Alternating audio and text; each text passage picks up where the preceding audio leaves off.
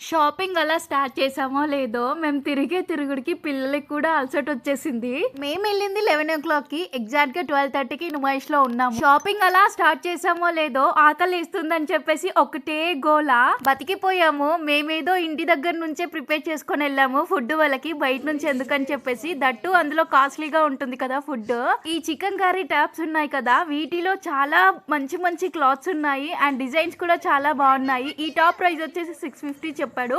నేను 250కి అడిగాను, 300కి ఇస్తా అని చెప్పాడు. ప్రీ ప్లాన్డ్ గా వెళ్ళాము. నేను పులిహోర తీసుకొచ్చాను, నా ఫ్రెండ్ పునుగులు తీసుకొచ్చేసింది. వాళ్ళిద్దరి కడుపు నింపేసి మళ్ళీ స్టార్ట్ చేసాము. సో ఇదన్నమాట మన నుమాయిష్ లో షాపింగ్. పిల్లలతో మాత్రం వెళ్ళకండి. ఒకవేళ మీకు పాసిబిలిటీ ఉంటే ఒక్కరు వెళ్ళడానికి ట్రై చేయండి. పిల్లలతో మాత్రం షాపింగ్ అయితే చాలా కష్టం. ఎదురుగా కనిపిస్తున్న హ్యాండ్ బ్యాగ్ వచ్చేసి 1800 రూపీస్ చెప్పాడు. మేము 1000 రూపీస్ కి అడిగాము, 1200 ఇస్తా అని చెప్పాడు.